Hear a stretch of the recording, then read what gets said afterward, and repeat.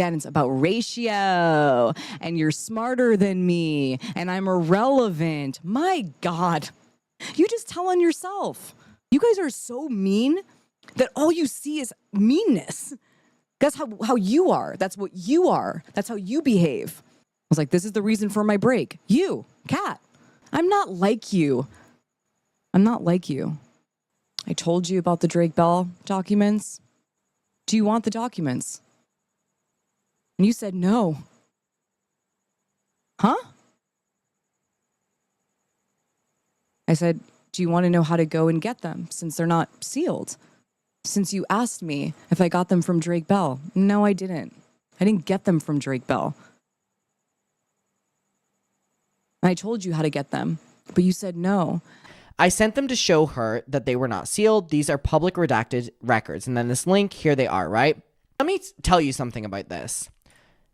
These documents that she has posted include a lot of information about the Drake Bell case, including names and addresses. From what I have seen, these were requested by, in my opinion, someone else, and then ultimately sent to Alexa.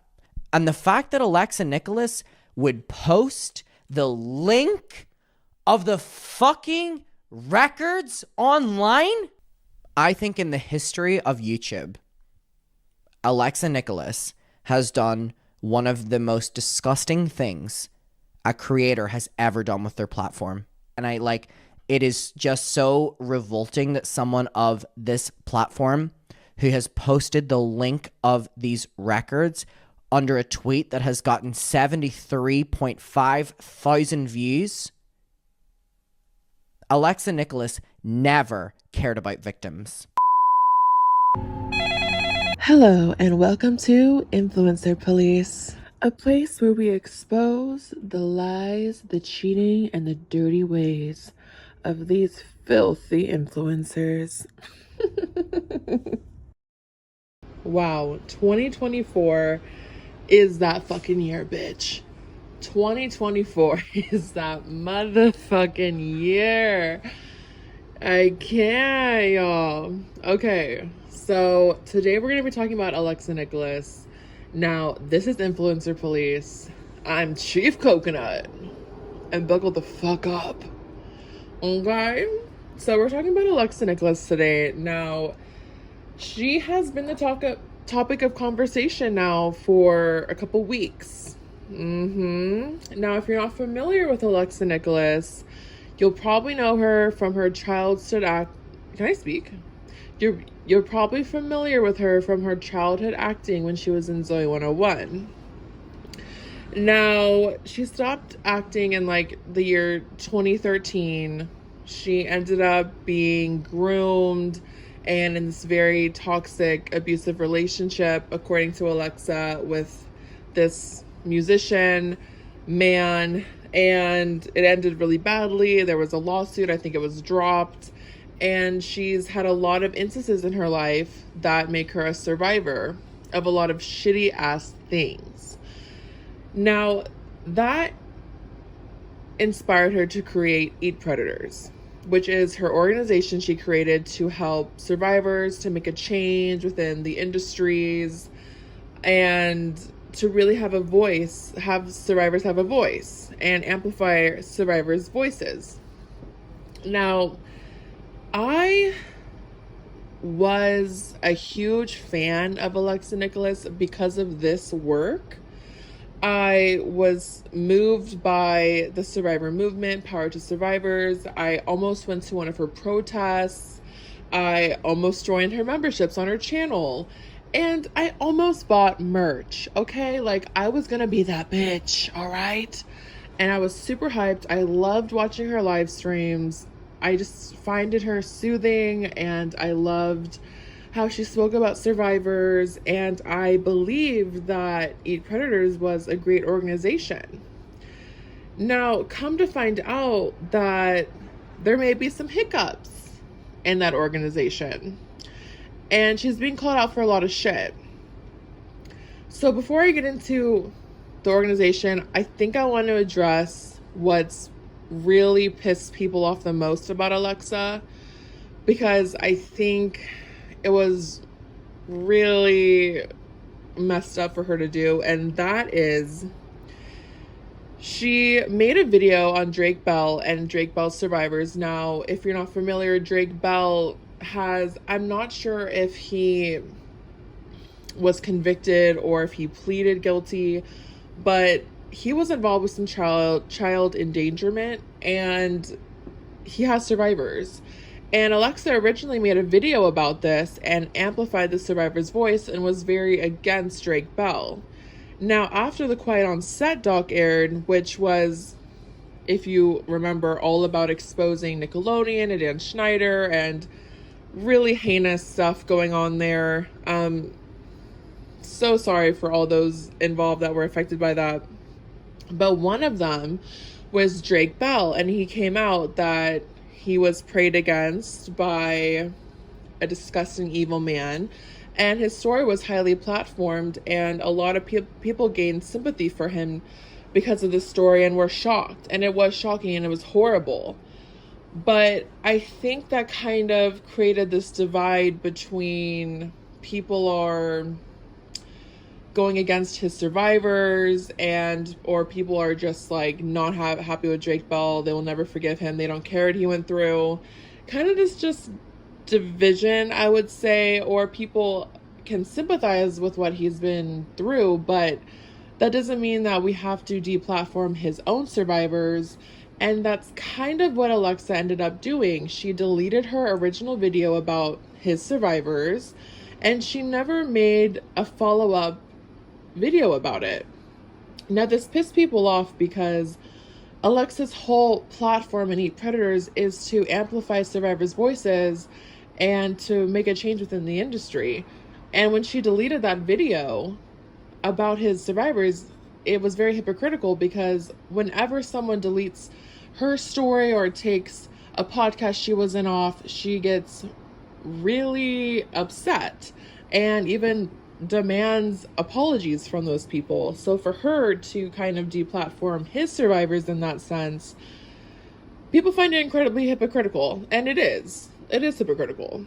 Now, I think she said that she was going to make a follow-up video and she has new information about it, and she didn't like the light that she was casting Drake Bell in with information that has come out, and it ended up spiraling into her leaking documents all about Drake Bell's case, which in return ended up kind of almost doxing those victims involved, because allegedly their addresses and names were all in these documents, and she posted this for anyone online to see.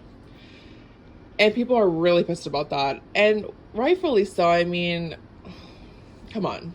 That's, for someone of her stature to do that when she is for amplifying survivors, and then kind of just to release all these docs, it's really kind of icky on her part. It doesn't make her look good. And I think part of the reason she released these was because there's a journalist called Kat Timbarge. I think that is her last name, but I'm going to refer to her as Kat, the journalist. Kat, I believe she works for NBC New York. And after everything that has come out about Alexa, with kind of people in Eat Predators turning against her, I think reached out to Kat. Kat wanted to make this whole article about it and amplify people that have been wronged by Alexa, or just trying to figure out Alexa's organization and where funds are going. And there's a lot that goes into that. But Alexa, in return, wanted to kind of have a gotcha moment. That's what Adam McIntyre refers to it as. And to clear her name, release these docs. And it's really not a good look for Alexa. Now, Kat wanted to make this article because allegedly there has been people really upset within Eat Predators that Alexa would not make this organization a nonprofit. she wanted to keep it a private company. Now, people think it was so she could keep all the funds and she wouldn't have to pay people and she wouldn't have to make her financials public. And a lot of people that have come out against her say that they were working like full-time hours and never saw a dime. And they wanted to make Eat Predators and nonprofits so they can apply for grants and they can get salaries and they can be compensated for the work that they've been putting in for Eat Predators. But Alexa would not do this.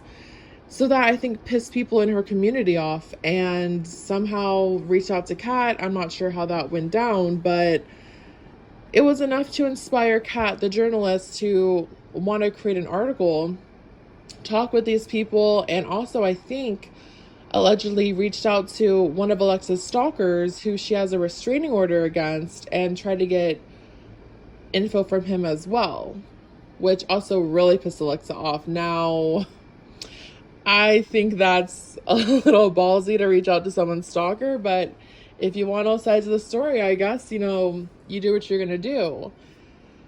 The problem here is I really wish that article did come out because I would like to hear what the people in her organization have problems with. I would like to hear about the financial struggles that they had with Alexa and if there is something funny going on with the money. Now, I've heard things about a Patreon that went wrong and donations that allegedly went wrong. And also people are really pissed at Alexa because she sells all this merch on her Eat Predators website.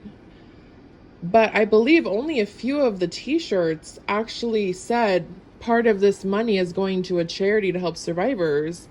When in reality, I think people would assume or want from Alexa that every single purchase from this organization's website would go to some kind of charity that helps survivors. But it turns out that I think only a few things did, and the rest allegedly was just all going to Alexa.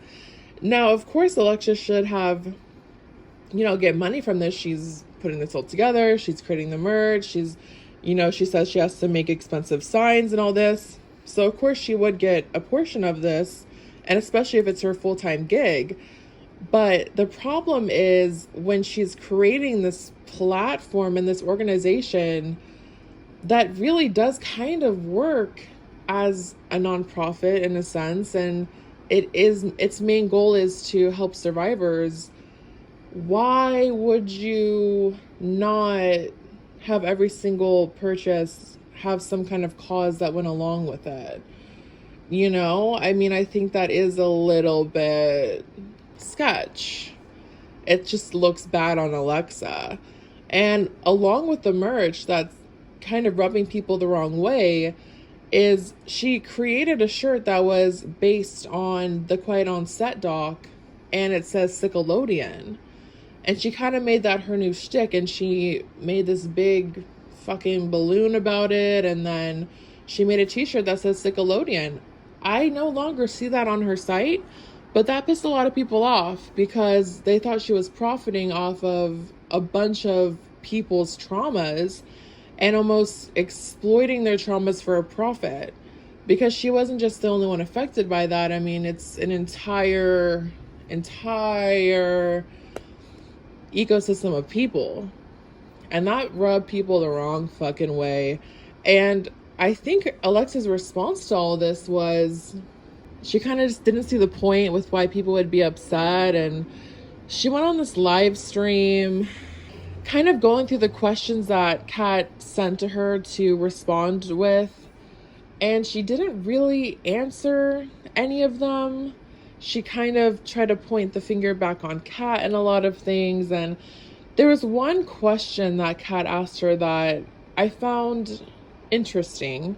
Kat asked her, do you have any other advocacy work, or do you have any training with survivors that you've went through to actually help survivors, with that background? And her response was she didn't have any training, or she's never been a part of any other advocacy work. She's just a survivor and that's what she knows, so she created this.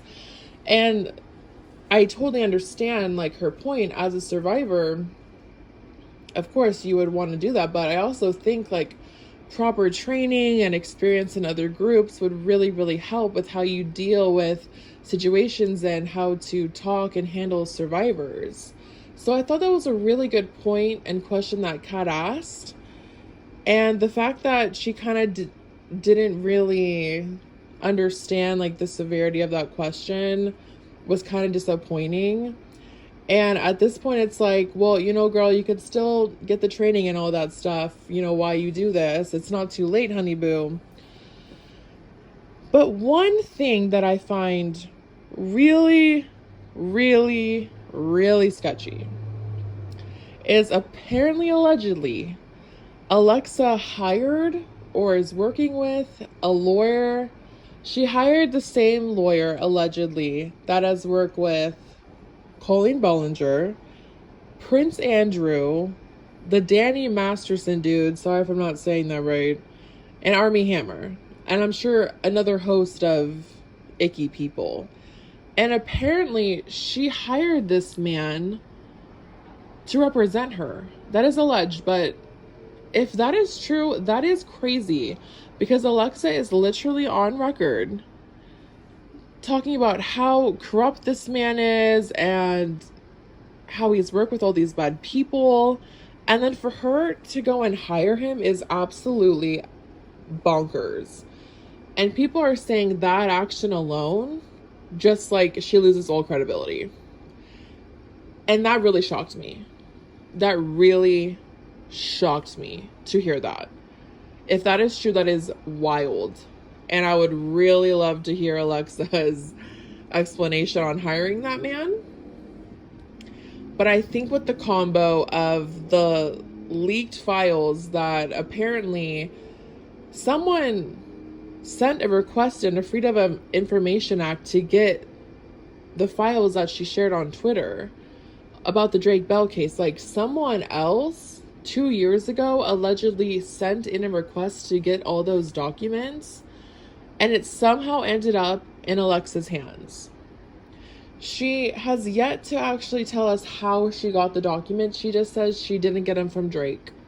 But she doesn't tell us how she got them. And then she just shares it to the world. So everyone and their mother can look at this document with all of this very, very sensitive information, victims' names and addresses, and she doesn't think twice about it. That is concerning.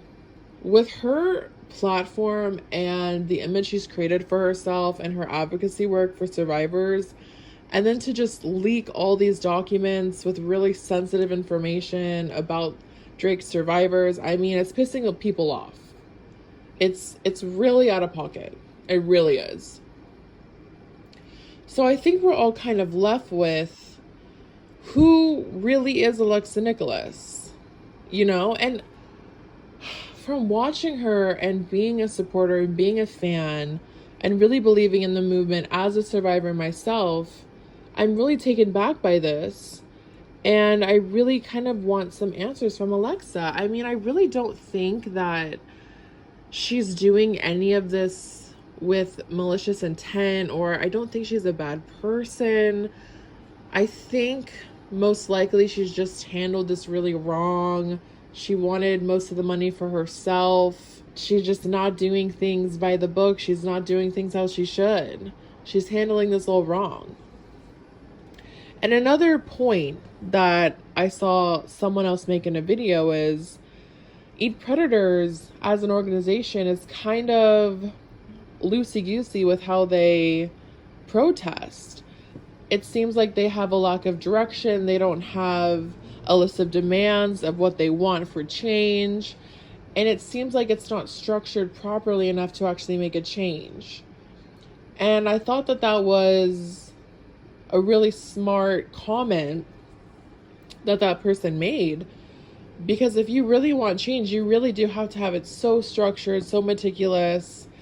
Everything has to flow and make sense, and there really does need to be a list of demands and to make a change. You can't just go and stand and protest in front of things and expect anything to happen.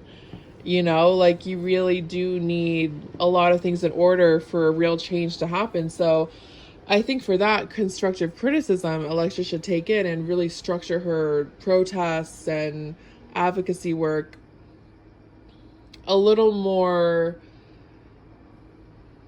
structured, I would say. But that's basically what's going on with Alexa. I'm shook, definitely, to say the least. I'm disappointed. I really hope that Alexa can like get it together and just correct her mistakes and be open and honest with us. But the thing about Alexa is she likes to call a lot of people victim blamers and bullies and mean girls. And sometimes that does have warrant, but other times it doesn't. And I feel like she oftentimes goes to that. And in reality, the people just want to know, what the fuck are you thinking? Like, why did you think it was a good idea to release those docs? Like, what is going on here? And what is going on in your organization? Like, why are people turning against you? Why are they saying this about your organization? Why are people concerned about the funds and the financials of Eat Predators? These are things that shouldn't even be a concern. Like, this should all be figured out. It should be a nonprofit. You should be like paying people that are working for you, alleged. So that's what I know. I don't even know what to say, honestly. I'm kind of just waiting for it all to play out a little more and get more information about it. But Alexa's recent video calling out Kat, the journalist, has like 81% dislikes at this point. Most of her comments are pissed the fuck off at her. And people are not happy at all with Alexa. With this information that's come to light, I understand why.